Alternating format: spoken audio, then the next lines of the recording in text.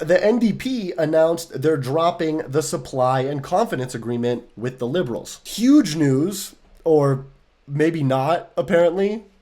We'll see, I guess. The supply and confidence agreement, innocuously known to conservatives as the Liberal NDP coalition, was a bipartisan agreement between the minority Liberal government and the NDP, basically allowing the Liberals to maintain a majority in votes of non-confidence, which, if you don't know, is when all the sitting members of parliament vote on whether to continue the government as is or to break it up and elect a new one. Majority rules: if 51% of parliament votes no, the government dissolves. Since Trudeau's Liberals hold a minority government, the supply and confidence agreement was critical to them maintaining power. In exchange for the promise of confidence from the NDP, the Liberals have pushed forward NDP legislation such as anti-scab laws that protect workers, paid sick leave for federal workers, and the National Dental Program. And the reaction to the NDP ending the agreement has been something else, honestly. Like, I am fighting for my fucking life in my Twitter comments right now, just for liking the NDP, which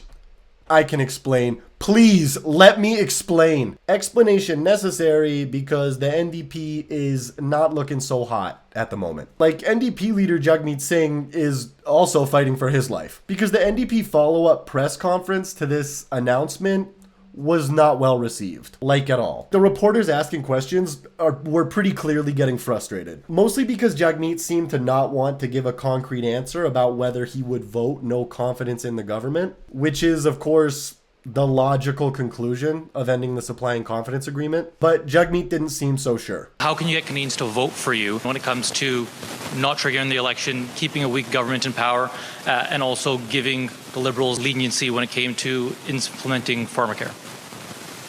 We have ripped up the agreement with Justin Trudeau. Basically, if Pierre Poilievre moves a non-confidence motion, will you support it? In terms of any motion moving forward, we're going to look at that motion before we decide. We're not going to presuppose an outcome of that. But we have I have ripped up the agreement with Justin Trudeau. You've said about a dozen times at least that you've ripped up the agreement and that makes an election more likely. But you've been asked several times and you won't answer. Do you have confidence in the Trudeau government as they stand now? I will be clear again. We have absolutely ripped up the agreement with an election is more likely. Clear. That's not clear. You're equivocating. Okay, guys, and I don't want to jump to conclusions here, but I think he ripped up the agreement. But what people really want to know is if this will trigger an election. Jagmeet Singh can rip up as many pieces of paper as he wants. I imagine NDP HQ doesn't even have a shredder. It's just Jagmeet Singh tearing documents in half all day. But it doesn't make a difference if the NDP still has confidence in the government and will vote as such should a non-confidence motion arise. Like, sure, this may indicate decaying confidence in the government, and a lot of what was said in the press conference conveyed a similar message, but it's still not clear what's going to happen as far as whether or not this is going to affect the timing of an election. So that's been heavily criticized. And I don't know, to me it's pretty obvious they're not just going to give the government to the Conservatives, which calling an election right now, or as soon as Parliament resumes, would effectively do. I assume they hope to climb in the polls a bit before making any rash decisions. Fingers crossed. Maybe they'll leverage this to push the Liberals to pass even more legislation. I don't know. We'll have to see. But this doesn't necessarily mean an election is imminent, which, again, would probably mean a Conservative government, which the NDP definitely wants even less than a Liberal government, so I wouldn't expect that anytime soon. Another criticism of Jagmeet pulling out of the agreement is that it comes very shortly after Conservative leader Pierre Poilievre very loudly called on Jagmeet to pull out of the agreement, dubbing him Sellout Singh, which he's now upgraded to Stuntman Singh, by the way, which is way cooler. Jagmeet should get like a motorcycle or something. While we're on the subject, Pierre's affinity for nicknaming his opponents with admittedly very catchy pejoratives is really giving Trump. I digress. I think the general outlook on this is that Jagmeet is only doing this because of mounting pressure from Pierre and the Conservatives, which makes sense, I guess, because it was right after Pierre said something. But that was right after Jagmeet said something. Like, Pierre brought this up a week after Jagmeet said he was already considering ending the agreement based on the Liberal response to the rail strike. A response that was Truly abysmal, by the way. And like, yeah, obviously, if you scope out, the Conservatives have been criticizing the Supply and Confidence Agreement, the costly coalition. Their costly coalition. A costly coalition. The costly coalition. The costly coalition. Since the moment it began. But as far as recent developments on that dialogue, there was an announcement by Jagmeet that he might end the agreement. Then there was an announcement from Pierre, which seemed to get way more attention, that Jagmeet should end the agreement. And now, here we are. Jagmeet ended the agreement. Take from that what you will, I guess. Another criticism of this decision is well summarized by a question from the Globe and Mail's Laura Stone. Hi, Mr. Singh. Laura Stone, Globe and Mail. I think a lot of Canadians watching this right now might be a bit baffled by the political posturing that's going on. You've propped up the government for 2 years. Now all of a sudden they're terrible because of some vague notion of corporate greed, and you're refusing to say whether you'll bring down the government at the first opportunity.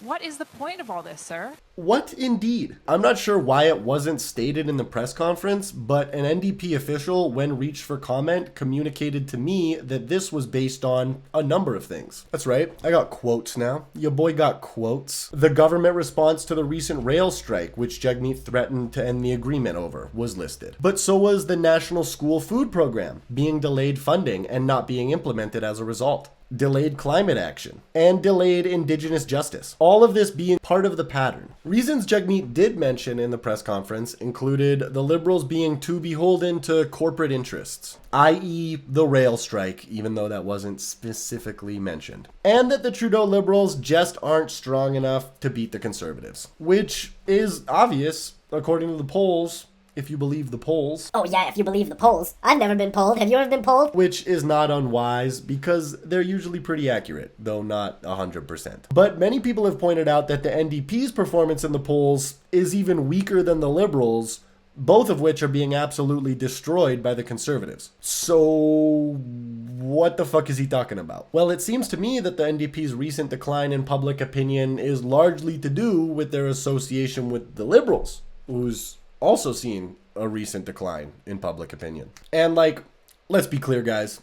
This is a Hail Mary. The Conservatives, as it stands now, will more than likely win the next election. Unless something dramatically changes. So yeah, maybe Laura Stone is right that this is political posturing. Like, in an attempt to separate themselves from the Liberal government and generate actual change in voter intention before the Conservatives definitely win the next election. Like, we can sit around and wait for the Conservatives to gain more and more traction and win the next election and cut funding for all of the achievements of the Supply and Confidence Agreement. Achievements they voted against, which seems to be what everyone is so afraid of. Or we could just take a risk and see what happens. And then the logical follow-up, is it worth the risk? The risk being Prime Minister Poilievre. Oh God, I think I just threw up in my mouth a little bit. Well, first of all, like I said, this does not mean an election has to happen right away. But also, the risk of a Pierre Poilievre government was imminent